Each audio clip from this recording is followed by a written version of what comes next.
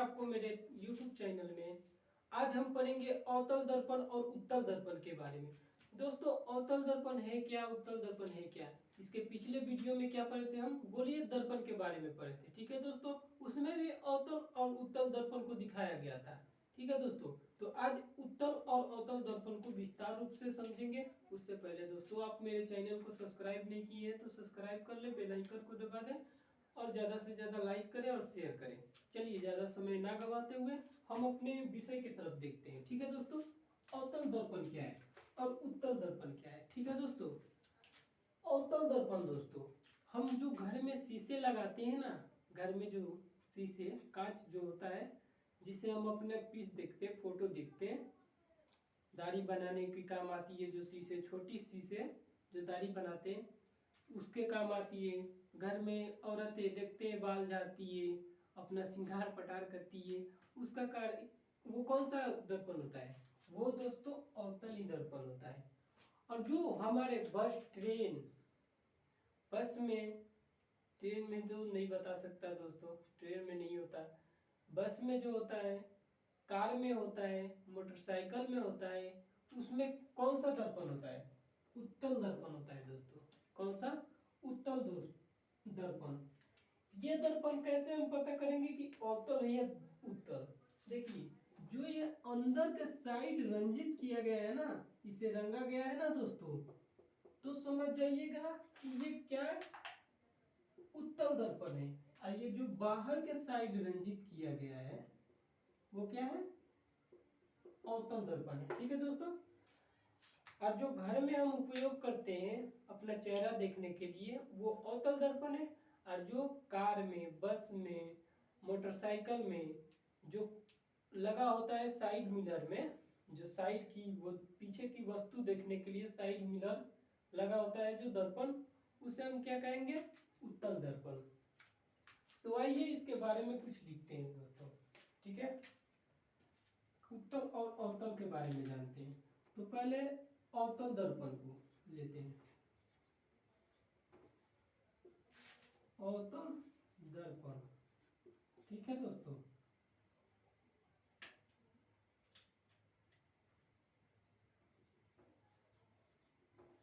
अवतल अवतल दर्पण की वक्रता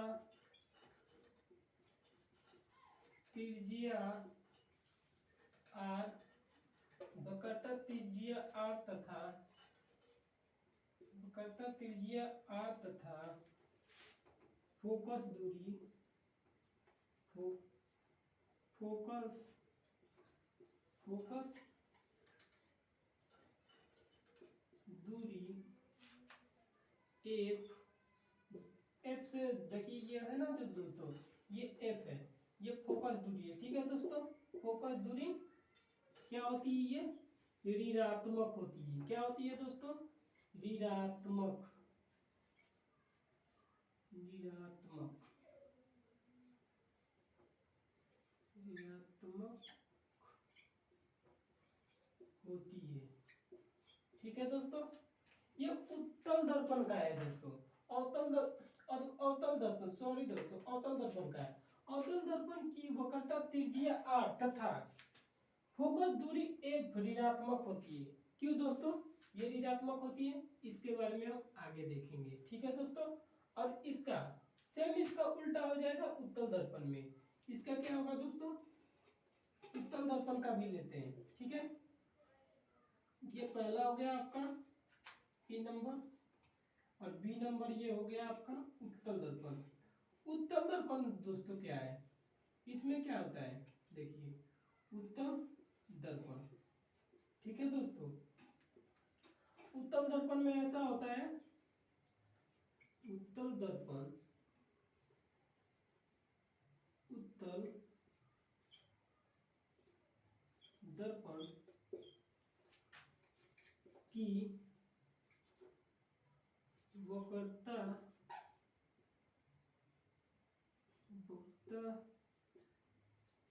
त्रिज्या r तथा तथा फोकस दूरी एफ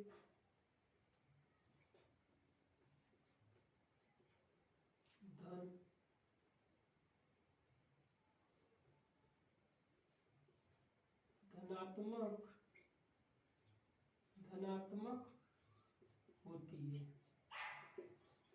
इसमें क्या होता है दोस्तों, इसमें जो होता है ना ये अवतल दर्पण में, तो इसका फोकस वक्रता त्रिज्या और फोकस दूरी क्या होती है, ऋणात्मक होती है। किसमें, अवतल दर्पण में। और इसमें उत्तल दर्पण में क्या होता है, उसका वक्रता त्रिज्या और फोकस दूरी धनात्मक होती है। ऋणात्मक क्या होता है दोस्तों, ऋणात्मक यानी माइनस और धनात्मक यानी प्लस। ठीक है दोस्तों, समझ में आ गया। इसमें क्या होता है, उत्तल दर्पण में धनात्मक यानी प्लस चिन्ह होता है। ठीक है दोस्तों, इसका वक्रता त्रिज्या और फोकस दूरी क्या होता है, धनात्मक होता है। और इसमें ऋणात्मक क्या होता है दोस्तों, अवतल दर्पण में क्या होता है, इसका फोकस दूरी, जो ये फोकस वक्रता त्रिज्या है और फोकस दूरी है, तो ये क्या हो जाएगा, ऋणात्मक हो जाएगा। किसमें, अवतल में। और ये उत्तल में ये क्या हो जाएगा, इसका वक्रता त्रिज्या, यहाँ पे देखिए वक्रता त्रिज्या और फोकस दूरी क्या हो जाएगा, धनात्मक हो जाएगा, यानी प्लस हो जाएगा। ठीक है दोस्तों, इतना क्लियर हुआ, समझ में आया। ठीक है दोस्तों, तो इस चित्र को देखेंगे हम, इस चित्र को देख कर पढ़ेंगे। आइए तब देखते हैं इस चित्र को दोस्तों।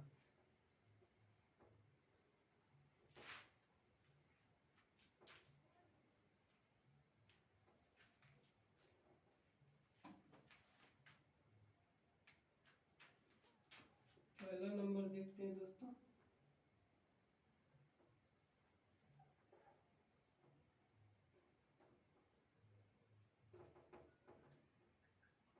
ध्रुव, इसमें देखिए क्या है, आर है, एफ है, यहां से देखिए ओ, सी, आई, एफ, ये सब क्या है, इसके बारे में पढ़ेंगे।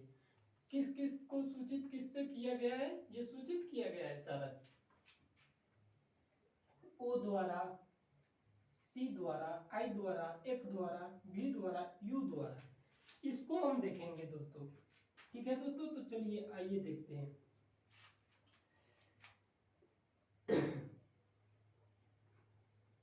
ध्रुव पी से वस्तु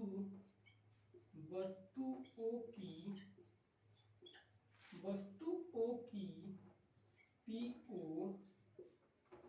को वस्तु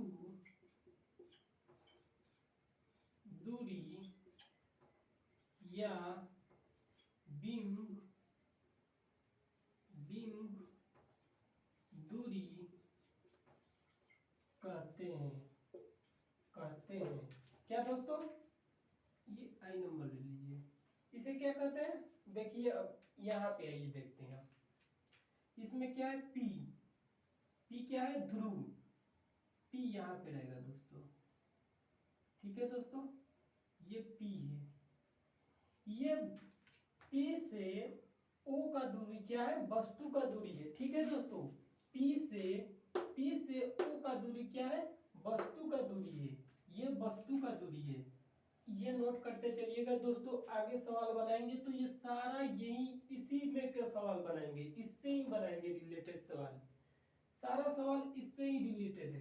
ठीक है दोस्तों, तो देखिए ये पी छूट गया था। ठीक है, तो ये पी और ओ के बीच की दूरी जो है क्या है दोस्तों, वस्तु की दूरी है, कोई वस्तु है उसकी दूरी है। ठीक है दोस्तों, पी और ओ। ठीक है दोस्तों, दूसरा नंबर हम देखेंगे क्या है, दूसरा नंबर आपका, आइए दिखाता हूं। ध्रुव से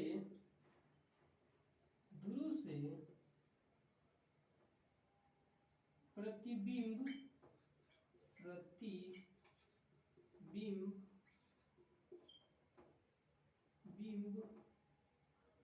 ध्रुव P से प्रतिबिंब I यानी PI को प्रतिबिंब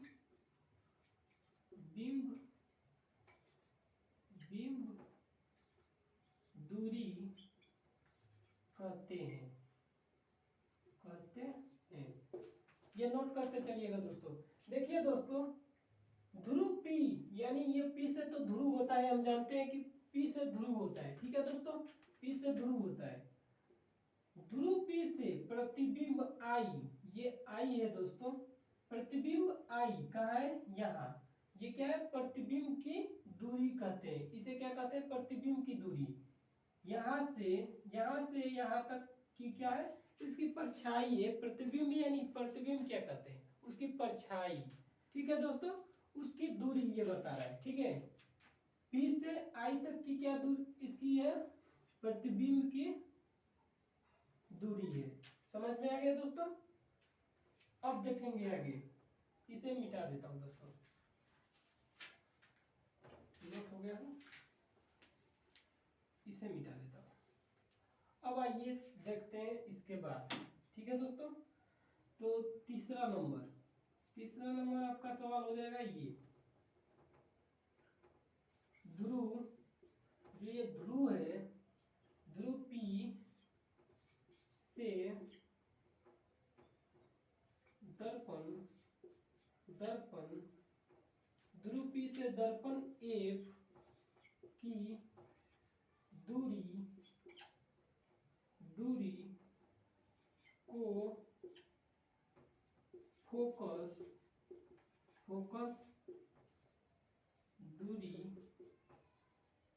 फोकस दूरी कहते हैं। देखिए दोस्तों, ये क्या है, ध्रुव P से, इसे P को अच्छा बनाने दीजिए, ध्रुव P, इसे ध्रुव कहते हैं, P से ध्रुव, P से, देखिए दोस्तों, ये P से F तक की दूरी फोकस दूरी कहलाता है।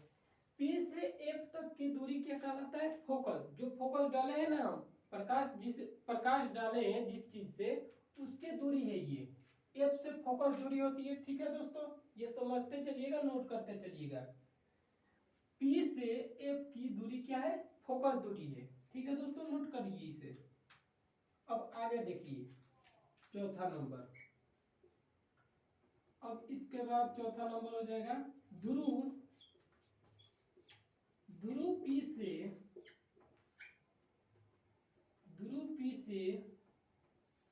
दर्पण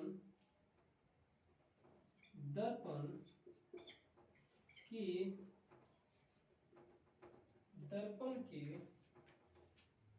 वक्रता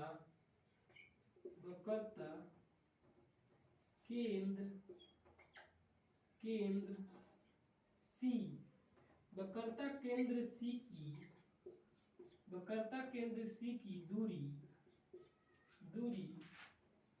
PC, देखिए दोस्तों, ये P और C देखते चलिएगा, नोट करते चलिएगा। PC वक्रता त्रिज्या कहलाता है, कहते हैं इसे वक्रता त्रिज्या कहते हैं। इसे क्या कहते हैं, वक्रता त्रिज्या कहते हैं दोस्तों। P और C की बीच की जो दूरी है ना, उसे वक्रता त्रिज्या कहते हैं। यानी ध्रुव P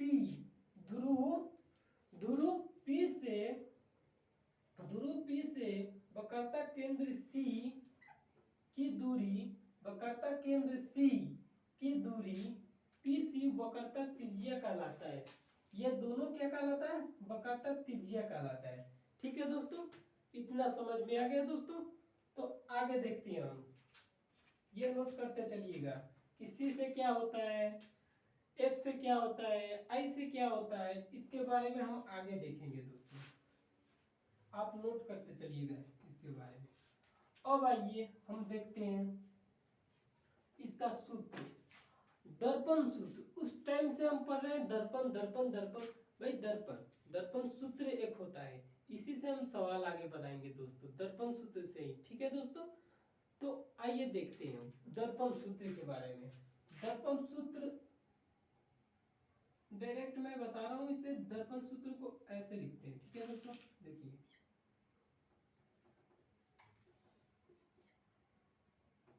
1/v 1/u plus 1/f। ये क्या है दोस्तों? ये है अपना दर्पण का सूत्र, इसे कहते हैं। दर्पण का सूत्र होता क्या है दोस्तों? 1/v बटा 1/u बराबर 1/f हो जाएगा। ठीक है दोस्तों, बराबर 1/f। समझ में आई दोस्तों? ये दर्पण सूत्र है। ठीक है दोस्तों, इसका एक और सूत्र होता है, गोलीय दर्पण का एक और सूत्र होता है दोस्तों, वो आवर्धन का सूत्र, मतलब आधा उसके आधा होता है। गोलीय दर्पण की आधा सूत्र होती है, उसे हम लिख देते हैं F बराबर R/2। इसे आधा हम कहते हैं दोस्तों, ये नोट कर लीजिए, ये सूत्र नोट करते चलिए। इसे आधा के लिए इस्तेमाल करते हैं, गोलीय दर्पण के वक्रता त्रिज्या के आधा का उपयोग करते हैं। जब वक्रता त्रिज्या का आधा होगा ना, तब इसे इस सूत्र को लगाते हैं। और ये दर्पण सूत्र है दोस्तों, ये दर्पण का सूत्र है। ठीक है, ये समझ में आ गया। एक और सूत्र होता है दोस्तों गोलीय दर्पण का, m/-1 प्लस u/v/u होता है। ठीक है दोस्तों, m बराबर -v/u होता है। समझ में आई दोस्तों? एक ये भी सूत्र होता है, और एक और सूत्र लिख लीजिए आवर्धन का। मैं आवर्धन का बताने जा रहा हूं आप लोगों को। m बराबर h बटा h। ठीक है दोस्तों, ये आवर्धन का सूत्र है, गोलीय दर्पण का आवर्धन का सूत्र है। ये चारों नोट करिए, आप चारों सूत्र को नोट कर लीजिए। ठीक है दोस्तों, नोट करिए इसे, आगे सवाल बनाएंगे तो ये सारे सूत्र लगेंगे। कहाँ कौन सा सूत्र लगाना है उसके बारे में आप लोगों को बताऊंगा मैं। ठीक है दोस्तों, यहाँ तक क्लियर हुआ? ये फिर से समझिए दोस्तों, ये क्या है? भी है ये। ठीक है, ये u है, वस्तु दूरी। c वक्रता केंद्र है, वक्रता केंद्र है। ठीक है दोस्तों, ये u हो गया आपका वस्तु दूरी। p से यहाँ तक की दूरी क्या है? वस्तु की दूरी है। ठीक है दोस्तों, समझ में आया? अब आइए दूसरा नंबर देखते हैं हम, प्रतिबिंब दूरी। P से I तक की दूरी क्या है? प्रतिबिंब की दूरी है। ठीक है दोस्तों, और P से F की दूरी क्या है? फोकस दूरी है उसका। P से F की दूरी फोकस दूरी है। ठीक है दोस्तों, समझ में आ गया? अब तो बताना नहीं पड़ेगा, ये भी सेम वैसे ही है। जो चित्र ये है वो भी यही चित्र है, इसे उल्टा कर दिया गया है। ठीक है दोस्तों, क्योंकि ये उत्तल दर्पण है। ठीक है, ये उत्तल दर्पण है। समझ में आया दोस्तों? ये नोट हो गया, नोट कर लीजिए, फटाफट नोट करिए। इसका आगे क्वेश्चन बनाएंगे तो इसे लेंगे, पूरे दर्पण सूत्र कर लेंगे। ये दर्पण सूत्र लीजिए, गोलीय दर्पण का आधा जो वक्रता त्रिज्या का होता है ना, उसका सूत्र है ये गोलीय दर्पण का सूत्र है। लीजिए, ये आवर्धन का सूत्र है। चलो सूत्र उतार लीजिए। नोट हो गया दोस्तों? तो आज इतने ही पढ़ेंगे। धन्यवाद दोस्तों, अब देखेंगे अगले वीडियो में क्वेश्चन के साथ मिलते हैं। ठीक है दोस्तों, धन्यवाद दोस्तों।